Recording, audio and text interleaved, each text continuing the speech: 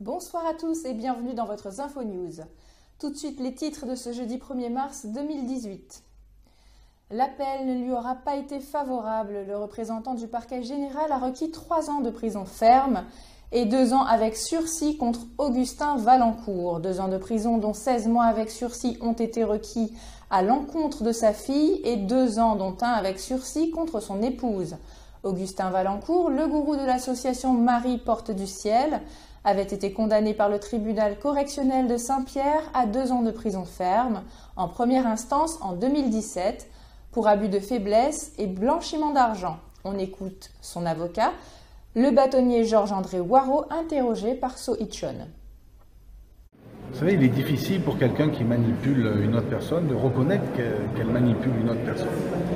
Et le problème avec ce monsieur Valencourt, peut-être c'est son problème, c'est qu'il a une difficulté à voir la réalité qui est la sienne. Alors il peut au départ reconnaître qu'il y a une emprise, d'ailleurs il l'a dit, sans le dire, il a reconnu tous les éléments constitutifs de l'emprise d'un point de vue juridique, mais lorsqu'on lui pose la question « Avez-vous eu une emprise sur ces braves gens ?», il répond « Oui, mais… » J'étais là pour leur faire du bien, c'est eux qui venaient volontairement, je ne les obligeais pas à acheter ce qu'ils achetaient, s'ils pouvaient partir, ils pouvaient partir, et ce qui était vrai dans l'absolu. Il ne sait pas que le conditionnement, c'est pour pouvoir se sentir libre de partir tout en étant esclave de la situation. Ça, il ne peut pas le comprendre, puisqu'il a mis en place ce système, lui, selon son système propre de psychique de mainmise, à la fois sur sa famille au départ, d'après ce qui ressort des expertises psychiatriques, et après sur les clients, comme il dit, qui étaient des fidèles et qui sont devenus des adeptes malheureusement et qui pour certains ont beaucoup souffert.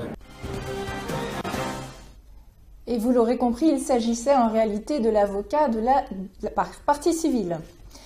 Alexandre Loupi, néphrologue réunionnais de renommée internationale, primé par la Société américaine de transplantation, intervenait ce jeudi dans le cadre des journées réunionnaises de l'insuffisance rénale chronique à l'espace Adenium à Saint-Gilles-les-Bains.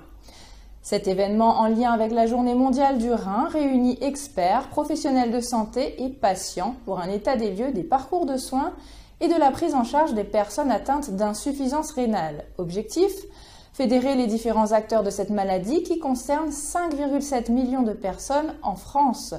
Retour en images, signé Marine Abat. Mais il y a actuellement 2000 patients à l'île de la Réunion qui sont traités par dialyse ou transplantation.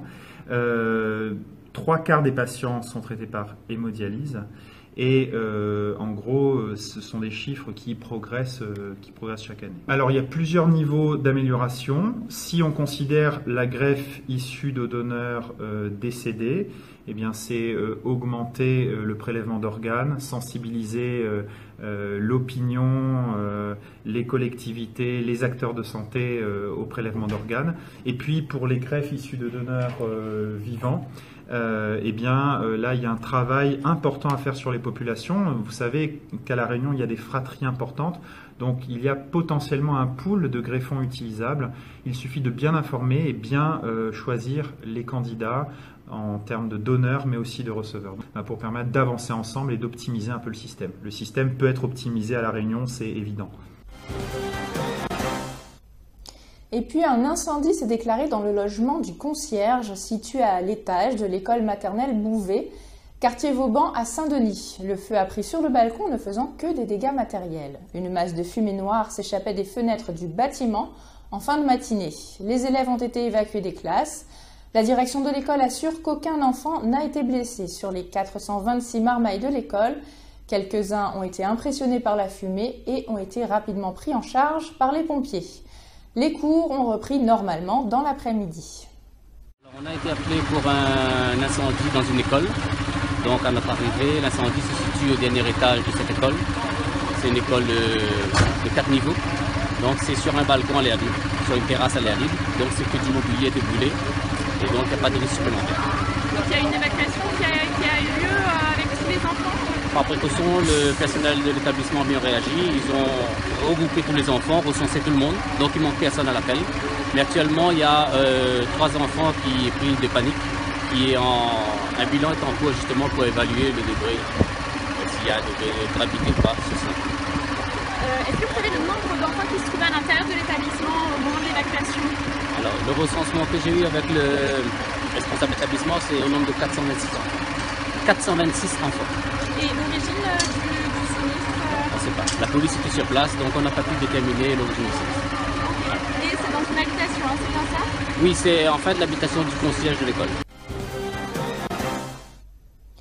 Le 13 avril 2015, Ivan Keal Rakotozafi, 23 ans, a été tué par une balle dans l'abdomen près de la rue Rico Carpaille au port. Le jeune franco-malgache aurait reçu le coup de fusil dans la nuit vers 3 h du matin.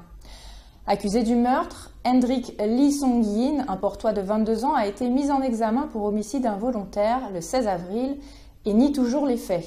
Un témoin de la scène, Jolphe Chevalier, aurait été trop alcoolisé et choqué pour réagir avant de s'affaler au pied d'un arbre.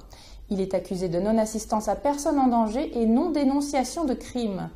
Tous deux sont devant les assises ce jeudi, deuxième jour d'un procès qui en durera 3. On écoute l'avocat de la défense, maître Georges-André Ouareau. On en est à l'audition du dernier expert, M. Garibald, et donc on a posé pas mal de questions. La personnalité de mon client commence à ressortir, à savoir qu'il a une carence affective depuis l'âge de 15 ans, puisque son père, qui était son référent, ne vivait plus avec lui, qu'il avait été exclu de domicile de son père. Donc très grosse carence affective. Ensuite, quelques larcins, il a dit à un des experts qu'il n'aimait pas la loi, mais qu'il est hypocrite qui aime la loi. Personne n'aime la loi. On respecte la loi, on craint la loi. Ne pas aimer la loi n'est pas un délit, que je sache.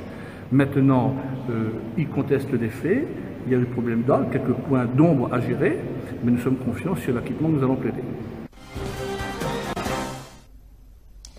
Et l'Observatoire volcanologique du Piton de la Fournaise publie son bilan pour le mois de février.